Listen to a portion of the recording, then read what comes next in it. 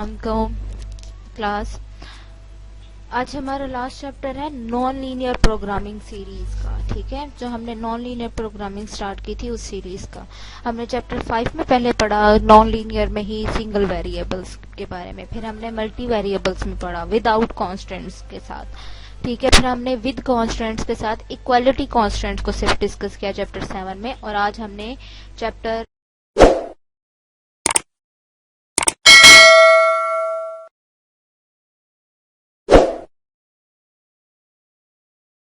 8 में हमने inequality constants को डिस्कस करना है।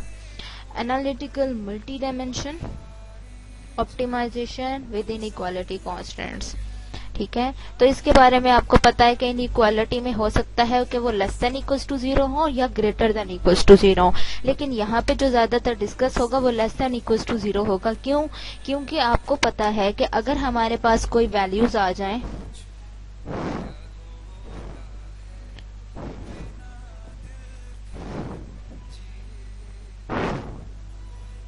हमारे पास कि g J of x is less than equals to some 0। ठीक है, बिल्कुल वैसे जैसे हमने चैप्टर 7 में किया कि हम इक्वालिटी की उस तरफ ले जाते थे, बिल्कुल सेम ऐसे। अच्छा, ये तो हो गया लेस देन। अगर हमारे पास कोई आ जाता है कि वो ग्रेटर देन इक्वल्स टू 0 है, तो हम इसे क्या करेंगे, बोथ साइड्स माइनस से मल्टीप्लाई करेंगे, तो ये minus G J of x is less than equals to 0 हो जाएगा। ठीक है, तो डेट मीन्स कि हम नेगेटिव से मल्टीप्लाई करके हम ग्रेटर वाले को भी लेस वाले में कन्वर्ट कर सकते हैं। ठीक है, तो हम यही कंसेप्ट को लेके हम सिर्फ क्या करेंगे, हम बेसिक लेस देन ये वाला सॉल्व करेंगे, तो ये वाला हम ऑटोमेटिकली इसको उसमें कन्वर्ट करके किया जा सकता है। तो इसमें जो राइटर है, ऑथर है आपकी बुक का, वो चूज कर रहा है एक बेसिक, जो बेसिक यूं समझ ले वो एक मॉडल बना रहा है कि ये एक स्टैंडर्ड फॉर्म होगी इनइक्वालिटी वाले को सॉल्व करने के लिए, और फिर हम इसी से फर्दर निकालेंगे। सबसे पहला जो मेथड है वो कहता है हाउएवर द ग्राफिकल मेथड्स जो है ना, बहुत सारे वेरिएबल्स को, अगर 2 से ज्यादा वेरिएबल्स वाला आ जाए कोई फंक्शन, तो क्या आप उसका ग्राफिकल सॉल्यूशन निकाल सकते हो? नहीं निकाल सकते, बड़ा मुश्किल काम हो जाएगा। तो इसी वजह से हम क्या करते हैं, हम ग्राफिकल से डिफरेंट मेथड की तरफ जाते हैं। अब मल्टी वेरिएबल इनइक्वालिटी कॉन्स्टेंट्स में है। ठीक है, तो वो कहता है कुछ टेक्निक्स आपने चैप्टर 7 में पढ़ी, जैसे लैग्रांज मल्टीप्लायर मेथड था। ठीक है, लैग्रांज मल्टीप्लायर मेथड हो गया to solve equality constant problems. ठीक है, तो वो कहता है let convert the inequality constants into equality. तो हम ना थोड़ा थोड़ा उसी वाले चीजों को ही लेके चलेंगे। ठीक है, लेकिन हमारे पास यहाँ पे थोड़ी सी चीजें डिफरेंट होंगी, लेकिन बेसिक चैप्टर 7 से थोड़ी सी स्टार्ट होगी। चलें जी, हम वहीं से स्टार्ट कर रहे हैं। चलें जी, अब हम कहते हैं by introducing some non negative slack variables को इंट्रोड्यूस करवा के आप क्या करें, इक्वालिटीज को इक्वालिटी कांस्टेंट्स में कन्वर्ट कर दो इन नॉन इनइक्वालिटीज को। ठीक है, ये बन गया जी आपका। यानी हमने क्या किया, ये फॉर्म थी, इसमें जाहिरी बात है जे ऑफ एक्स में कोई सम एस जे प्लस होगा। ठीक है, और ये इक्वल्स टू 0 हो जाएगा। ऐसे ही करते थे। अब ये कोई स्लैक वेरिएबल है, अब यहाँ पे जो स्लैक वेरिएबल वो यूज कर रहा है वो एस जे स्क्वायर की फॉर्म में यूज कर रहा है। क्यों कर रहा है? क्योंकि हमारे पास आपको पता है स्लैक वेरिएबल एक पॉजिटिव नंबर होता है, नॉन नेगेटिव नंबर होता है। तो हो सकता है ये कोई स्लैक वेरिएबल नेगेटिव आए, कुछ इक्वेशंस के तौर पे नेगेटिव आए, लेकिन जब हम इस पे स्क्वायर अप्लाई कर देंगे तो ये एक पॉजिटिव टर्म बन जाएगी। तो जब हमारा वो हम कंडीशन नहीं लेते थे कि हम कहते थे कि अब 3x plus 2y is less than equals to some 5 है, तो हम क्या करते थे, हम कहते थे कि हम 3x प्लस 2y में सम कोई s1 ऐड कर देते हैं और ये इक्वल टू 5 हो जाता है। ठीक है, तो हम कहते थे कि ये जो s1 है इस पे कंडीशन होती थी ये ग्रेटर देन इक्वल टू 0 है। अब यहाँ पे ये जो sj's हैं इनके ऊपर ये कंडीशन नहीं है, इनके ऊपर ये जो ग्रेटर देन इक्वल टू 0 वाली कंडीशन थी, ये वाली कंडीशन यहाँ काम नहीं करती। तो जिसकी वजह से हम कहते हैं कि sj's का वेक्टर कोई भी सेट है जिसमें s1 s2 up to sworn sn तक होंगे, m तक, m इक्वेशंस हैं। ठीक है, तो m तक होंगे और इसे हम वेक्टर s से नोट करेंगे। हर कांस्टेंट्स के लिए डिफरेंट आएगा ना, पहली के लिए S1, दूसरी के लिए S2, जितने कॉन्स्टेंट्स होंगे उतने हमारे पास ये आएंगे। तो हम क्या करते हैं, हम उसके स्क्वायर्स के साथ उसको ऐड कर रहे हैं। ठीक है, वो क्या होगा कि अगर छोटी होगी तो मजीद छोटी सी छोटी वैल्यू ऐड होगी, बड़ी होगी तो बड़ी से बड़ी वैल्यू ऐड हो जाएगी। ठीक है, स्क्वायर यही करता है ना कि अगर छोटी वैल्यूज हो तो उनको छोटे से छोटा कर देता है। जैसे जो स्क्वायर की प्रॉपर्टी होती है वो ये काम करता है कि 0-1 इंटरवल के दरमियान जितने भी वैल्यूज होते हैं वो उनको मजीद छोटा कर देता है। यानी X square less than X होता है फॉर ऑल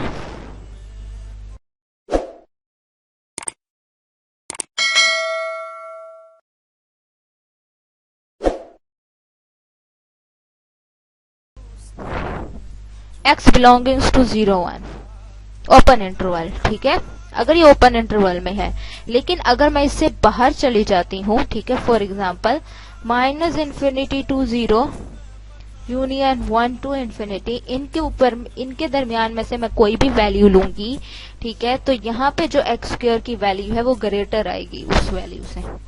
ठीक है, ये दो चीजें होती हैं। स्क्वायर किसी भी एलिमेंट की रियल लाइन से अगर उसकी वैल्यूज ले रहे हैं तो उसमें स्क्वायर की ये प्रॉपर्टीज होती हैं।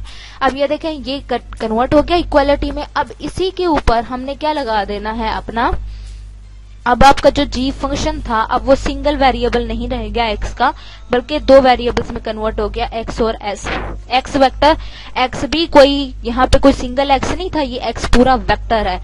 यानी अब पहले आपका अगर जी फंक्शन था x1, x2, x3 up to sworn xn का, ठीक है, तो अब जब आपने एस वेक्टर साथ लगाया है तो उसकी वजह से ये x2 टू सॉन xn, फिर S1, S2 up to sworn SM।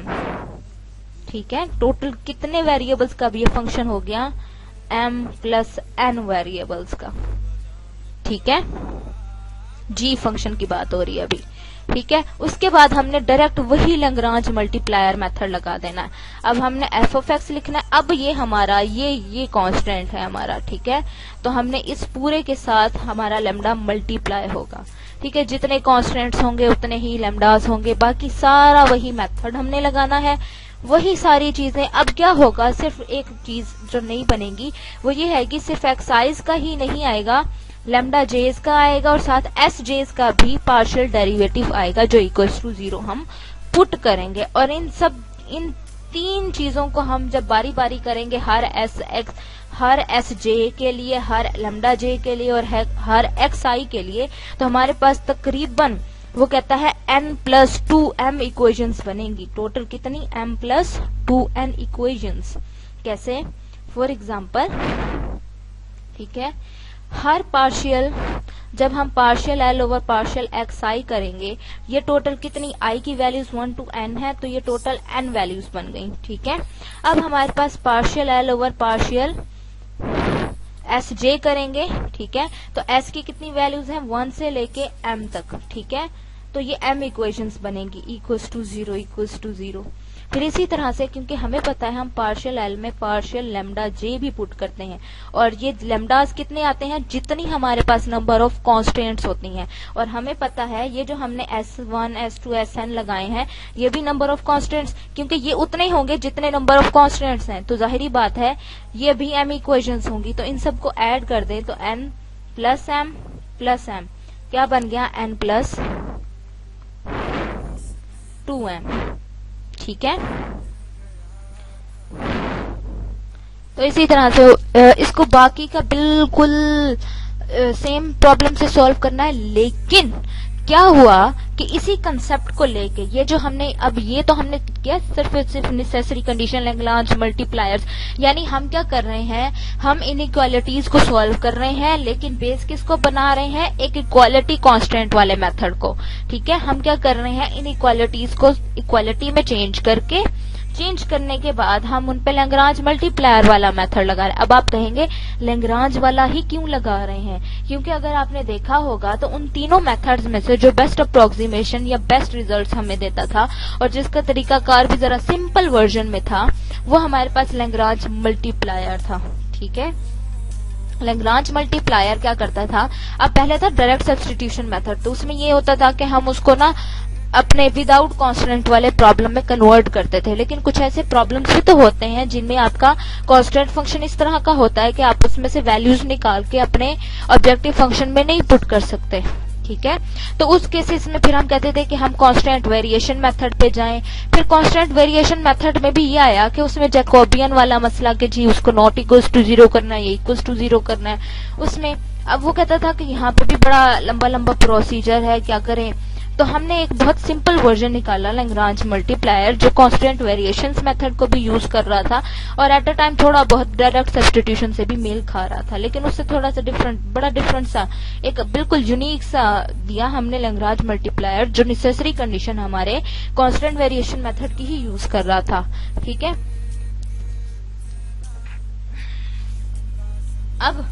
अब हमारे पास क्या है, हमारे पास अब बेस्ट मेथड क्या होता है। आपको पता है जैसे जैसे साइंटिस्ट कोई चीज मेथड बनाते हैं तो जो न्यूली मोस्ट होता है वो उसी पे चेक लगाते होते हैं कि हम जो अब नया बनाएंगे वो इस न्यूली मोस्ट बेस को टक्कर देनी चाहिए, ठीक है। देखो एक बंदे ने पहले मेथड बनाया, अब जो दूसरा मेथड बनाएगा बंदा वो उस पहले वाले को चेक करेगा ना कि मेरे वाला इस वाले से बेहतर है कि नहीं, बिल्कुल सिमिलर वर्जन पे यहाँ पे भी काम हो रहा है। उन्होंने लैग्रांज बना लिया। अब हमने जब इनइक्वालिटी पे सॉल्व करना था तो हमने कहा जब ये लैग्रांज हमारे पास ऑलरेडी इक्वालिटी कांस्टेंट्स के लिए बेस्ट मेथड है तो क्यों ना हम इसको यहाँ अप्लाई करें अपने इनइक्वालिटी टाइप्स के लिए। उनके लिए उसने कंडीशंस बना दी, ये सब नेसेसरी कंडीशंस हैं। अब वो कहता है इसी कंसेप्ट को आगे फर्दर लेके चल रहा है कहान और टक्कर, ये दो साइंटिस्ट थे जिन्होंने इसी कंसेप्ट को अपने वर्ड्स में एक नए तरीके से बयान किया, ठीक है। अगले सेक्शन में वो कहता है उसने कुछ ना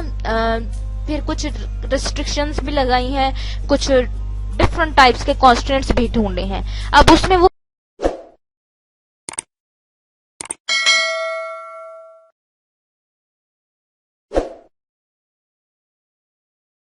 कहता है ऐसे constants that are satisfied with equality, जो इक्वालिटी साइन के साथ सेटिस्फाई हो जाएं, ठीक है, एट द ऑप्टिमम पॉइंट, किसी ऑप्टिमम पॉइंट के लिए, तो उसने हम एक्टिव कांस्टेंट्स कहते हैं, ठीक है।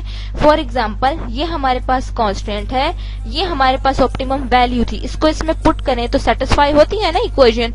और ऐसे कांस्टेंट जिनके लिए ये लेस देन 0 की कंडीशन आ जाए उन्हें हम इनएक्टिव कहते हैं, ठीक है। हो सकता है ना, जरूरी नहीं है कि ऑप्टिमम वाले उसे सेटिस्फाई करें, ठीक है। अब देखो ना हमारे पास जो कंडीशन है कांस्टेंट्स की वो है g J of x is less than equals to 0, यही है कांस्टेंट की। तो दो कंडीशन है, इक्वल्स टू 0 हो सकता है या लेस देन 0 भी हो सकता है, यानी हम जो ऑप्टिमम निकालेंगे वो हमारे कांस्टेंट्स में दो तरह से डिवाइड होता है। तो ऐसे कांस्टेंट्स जिनके लिए वो 0 होता है उन्हें हम एक्टिव कांस्टेंट्स कहते हैं, और ऐसे कांस्टेंट जिनके लिए वो लेस देन 0 हो जाए उन्हें हम इनएक्टिव कांस्टेंट्स कहते हैं, ठीक है। तो अब बेसिकली लैग्रांज मल्टीप्लायर सारा डिस्कस करने की वजह क्या थी कि हमारी बेस वही थी, ठीक है। हम उसी को बेस बना के आगे फर्दर इनइक्वालिटी के लिए एक मोस्ट इम्पोर्टेंट मेथड है कहान टक्कर मेथड, ठीक है, केटी कह सकते हो, हमने इसको यूज करना है, ठीक है। अब इसको multi variable inequality constant problems को सॉल्व करना है हमने, बिल्कुल वैसे ही जैसे आपके पास पीछे कंडीशंस थी, हम उन्हीं कंडीशंस को लेके चलेंगे, ठीक है। अब कहान टक्कर क्या करता है, ठीक है, वो कहता है हम क्या करते हैं, हम नेसेसरी कंडीशंस बना रहा है to be satisfied at relative minimum of F of X with inequality constants expressed as, वो कहता है ये नेसेसरी कंडीशन है कि आपके पास ये तमाम वैल्यूज इस तरह से इक्वल टू 0 होना चाहिए, ठीक है। यूं समझ लो ये क्या है, ये partial L over partial x eyes है, ठीक है। कहता है ये इक्वल्स टू 0 हो, और लेमडा पे कंडीशन है कि वो lambda greater than equals to 0 हो, वेयर लेमडा लैग्रांज मल्टीप्लायर ही है वही। लेकिन अब यहाँ पे एक छोटा सा चेंज है, वो चेंज ये है कि वो क्या करता है, वो कहता है ये वैल्यू 0 हो, ठीक है। ये वैल्यू 0 होने का क्या मतलब है, क्यों ये वैल्यू आपका ऑब्जेक्टिव फंक्शन 0 नहीं हो सकता, तो मैक्सिमम चांसेस है कि ये सम 0 हो। ये सम 0 कब होगा, जब ये मल्टीपल ठीक है, मतलब ये कुछ कंडीशंस दे रहा है कि पहली कंडीशन कि ये वाला 0 हो, दूसरी कंडीशन कि जब भी हम अपने लैग्रांज ऑब्जेक्टिव फंक्शन मैक्सिमाइज कब होगा, जब f की रियल वैल्यू आए, जबकि उसमें जो प्लस आ रहे हैं ये सब चीजें ना हो। ठीक है, अगर हम ये सब चीजें 0 हो जाए, जो सम हो रहा है lambda g1, lambda 1 g1, lambda 1 g2, ये सब यानी इन पे जो पार्शियल डेरिवेटिव्स हैं वो 0 हो जाए तो हमारा काम बड़ा आसान हो जाता है। ये दूसरी कंडीशन। फिर तीसरी कंडीशन में वो कहता है कि लैम्डा जे और जी जे की वैल्यू भी ग्रेटर इक्वल्स टू 0 हो। चौथी कंडीशन में वो कहता है कि जी जे की कंडीशन सेटिस्फाई होनी चाहिए, और पांचवी कंडीशन कि तमाम लैम्डा की वैल्यूज जो है वो नॉन नेगेटिव है। ये 5 नेसेसरी कंडीशंस जो हैं हमने सेटिस्फाई करानी होगी अपने काम में। ठीक है, फिर इन्हीं के अकॉर्डिंग हम केसेस बनाएंगे। ठीक है, ये इसकी प्रॉब्लम से हम थोड़ा सा सॉल्व करते हैं। ठीक है, अच्छा ये आ गया हमारे पास अपना f ऑफ x, ये हमारा g1 of x less than equals to 3। ठीक है, तो इसको लिखने के लिए हम क्या करेंगे, थोड़ा सा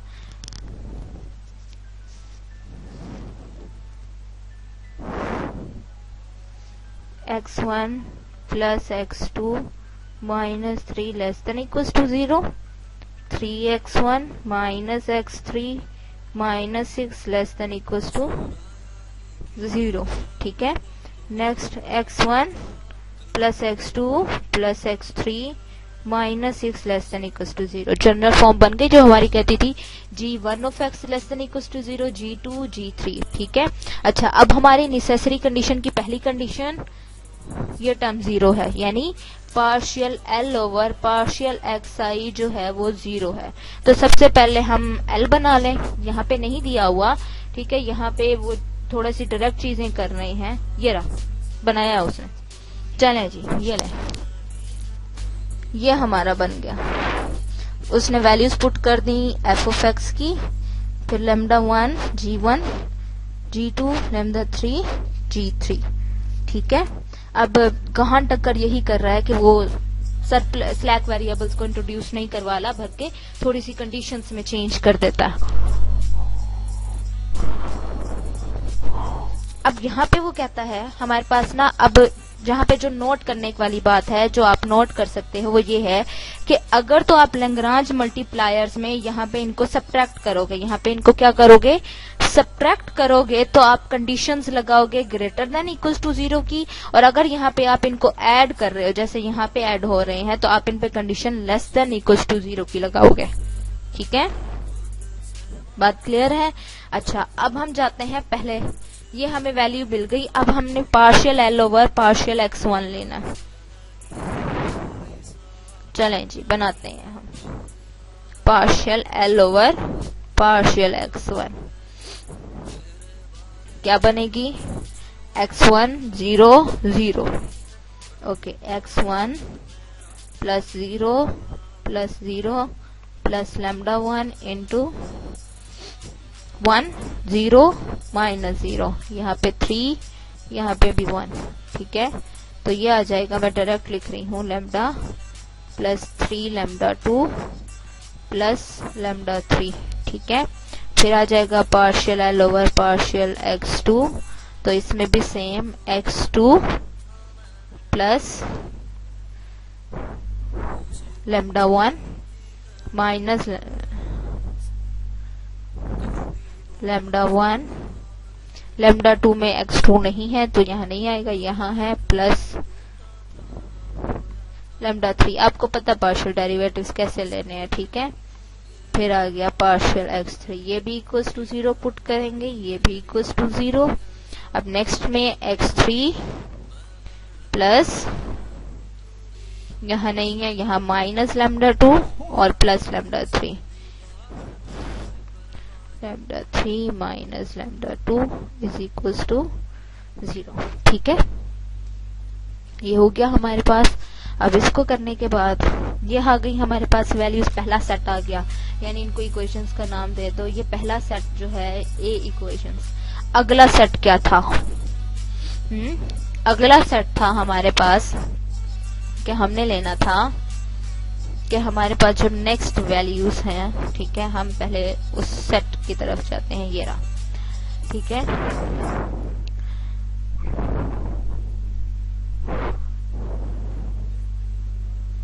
जो हमने अभी पढ़ा, ये रहा, ठीक है, पहली कंडीशंस, ठीक है। अब दूसरी वो कहता है कि लैम्डा जे पार्शियल जी जे ओवर पार्शियल एक्स आई ये भी इक्वल्स टू 0 हो। तो यहाँ से अगर हम देखें तो डेट मीन्स हर एक में ये जो टर्म्स बन रही हैं, ये वाली वो अलहदा से 0 0 मांग रहा है और उसके लिए वो अलग से। तो पहली आ गई lambda 1 plus 3 lambda 2 plus lambda 3, lambda 1 plus lambda 3, next minus lambda 2 plus lambda 3, ये भी 0, ये भी 0, ये भी 0, ठीक है। ये सेट हमारे पास आ गया हमारा बी सेट, ठीक है। अब हमारे पास नेक्स्ट कंडीशन क्या है कि लैम्डा जे जी जे इक्वल्स हैं 0 के, ठीक है। तो यानी lambda 1 into 3 x1 plus x3 minus 6 plus, sorry plus नहीं आएगा बल्कि ये आएगा इक्वल्स टू 0। यही है पहले वाला। हम उसको थोड़ा सा एग्जाम्पल देख लें। हाँ जी, x2 है, x3 नहीं है, वो x2 है, ये x2 है, ठीक है। ये पहली, फिर आ जाएगा lambda 2 into 3x1 minus x3 minus x3 minus 6,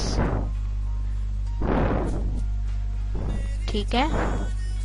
अब तीसरी इक्वेशंस इन्हीं के साथ आएगी, lambda 3 into x1 x2 plus x3 minus,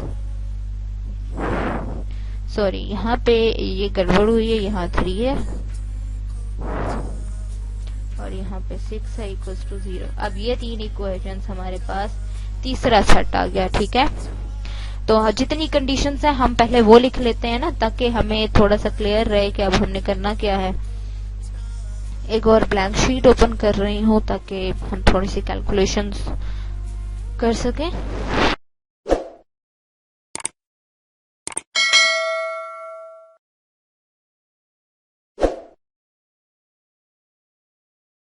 okay, next अब देखते हैं हमारे पास जो थर्ड कंडीशन है। थर्ड कंडीशन थी कि यही कि g j is less than equals to 0, ठीक है। तो हम ये कंडीशन लगा देते हैं, ठीक है।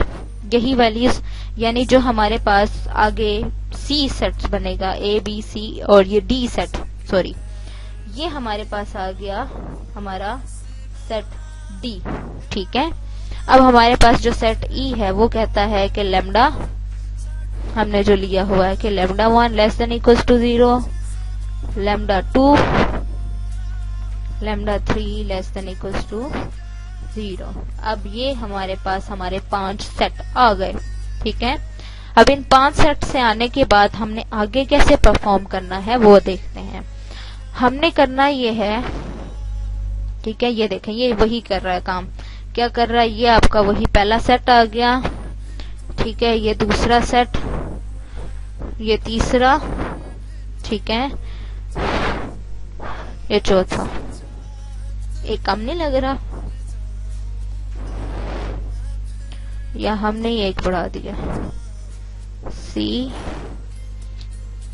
हाँ लैम्डा 1 जी जे वाला, हाँ जी ये वाला उसने नहीं लिखा, ये वाला जो हमने ये वाला बी लिखा है वो ये वाला बी नहीं लिख रहा, लेकिन आप लिख भी सकते हैं। अच्छा ना भी लिखें तो फर्क नहीं पड़ता, क्योंकि जब आप यहाँ से इस वाली टर्म की ये बात कर लेते हैं, यहाँ पे भी इंक्लूड हो रही है, तो वो फर्क नहीं पड़ता कि आप उसको अलग से कंसीडर करते हो कि नहीं, लेकिन ये 4 कंडीशंस लाजमी आपको कंसीडर करनी होती हैं, ठीक है।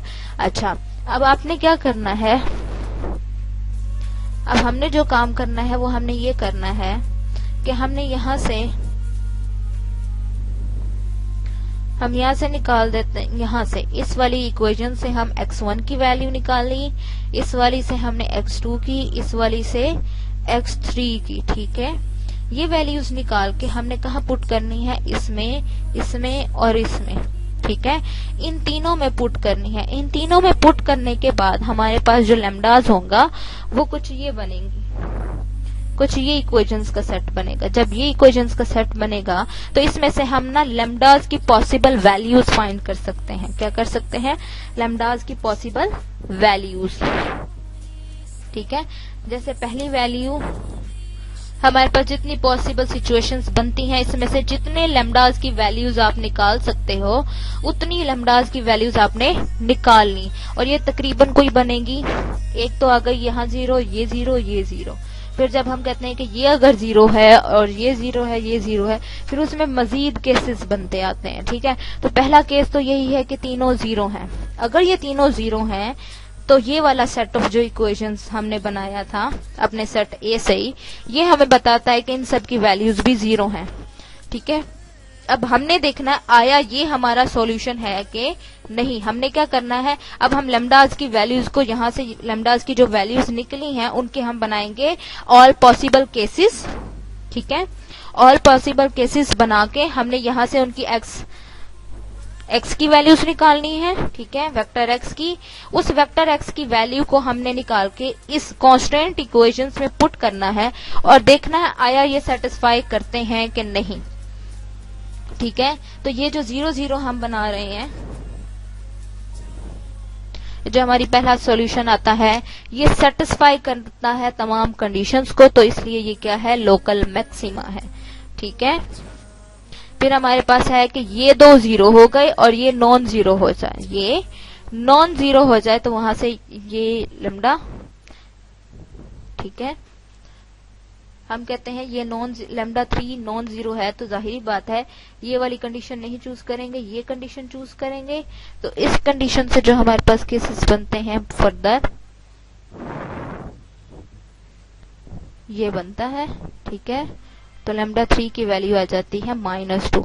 अब इन वैल्यूज के करस्पॉन्डिंग, अब जब एक नॉन 0 है तो उस नॉन 0 के करस्पॉन्डिंग उसकी कोई वैल्यू होगी, वो निकाली, वो निकाल के x1 की, x2 की, x3 की वैल्यू निकाल ली। ये निकाल के हमने देखना है आया ये हमारे उसमें पुट करने पे इक्वेशंस में सेटिस्फाई होता है कि नहीं। तो हमारे पास वैल्यूज आई हैं, x1 की आई है 2, x2 की 2 और इसकी भी 2, 2 2 2।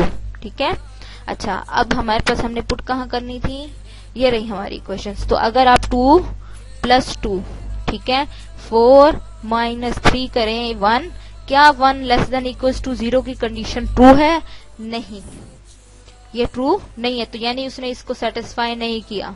जब उसने इस एक को नहीं सेटिस्फाई किया तो आगे चेक करने की हमें जरूरत नहीं है। हम यहीं से कह देंगे कि जी ये जो केस 2 के लिए है ये वाला हमारा सॉल्यूशन नहीं हो सकता, यानी ये जो केस 2 है ये हमारा वायलेट करता है, तो ये डिस्कार्ड कर देंगे हम। ठीक है, उसको क्या कर देंगे?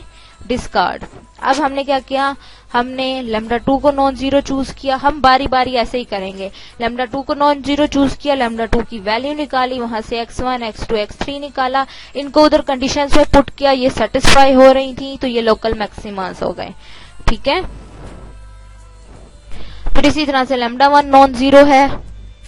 ठीक है, इस तरह के ये कितने केसेस बनेंगे। अगर हम =0 और नॉट =0 के लिए ये 3 केसेस, 3 वैल्यूज लेके चले तो ऑल पॉसिबल में हमारे पास 9 केसेस बनेंगे और हमने इन 9 के 9 को चेक करना है। अब ये देखें 4 किया है उसने, बिल्कुल इसी तरह से वो करता जा रहा है। 5, अब उसने 2 वैल्यूज को नॉन 0 रखना शुरू कर दिया है। 6 7, ठीक है, फिर हमारे पास 8 कंडीशंस।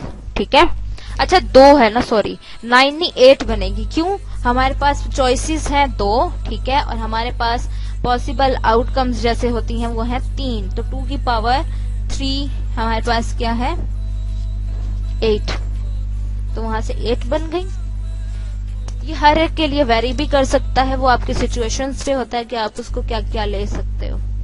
अब इनमें से आपने चेक कर लिया आपके कितने लोकल मैक्सिमास हैं और कितने लोकल मिनिमास हैं।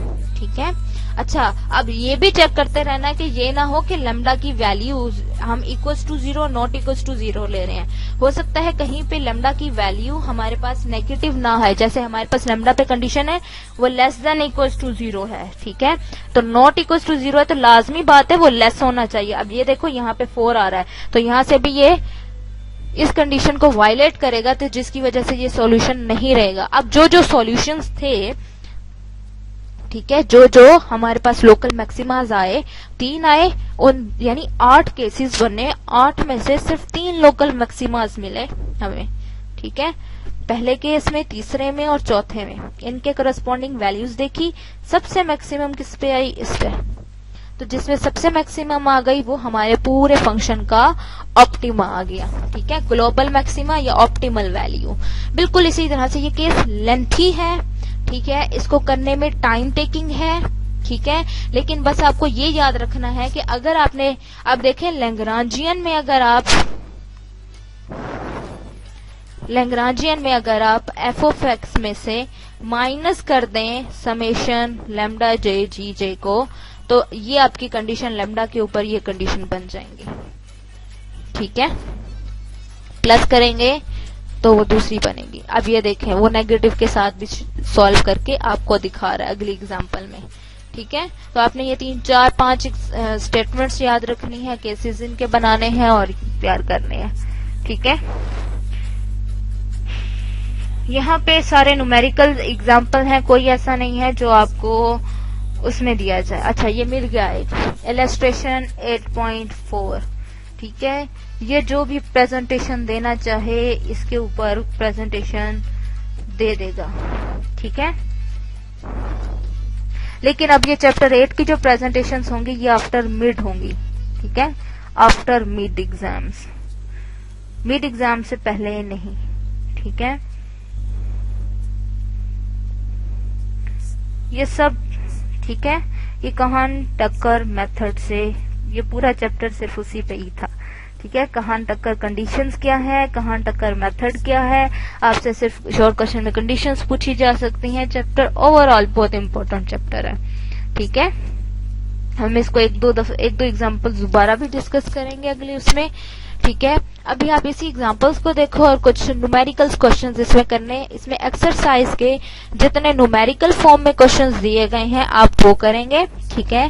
इसके अलावा कोई नहीं करेंगे, ठीक है। अगर कोई आ जाता है स्टेटमेंट फॉर्म का तो वो नहीं होगा, ठीक है। तो यहाँ तक हमारा लेक्चर एंड हो गया और ये लास्ट चैप्टर भी हमारा कंप्लीट। इसके बाद हमने चैप्टर्स करने हैं 13 एंड 14, ठीक है। और फिर हमारी ये बुक का काम खत्म हो जाएगा, फिर हम एक दूसरी बुक स्टार्ट करेंगे। ओके जी, आज के लिए इतना काफी है। अल्लाह हाफिज।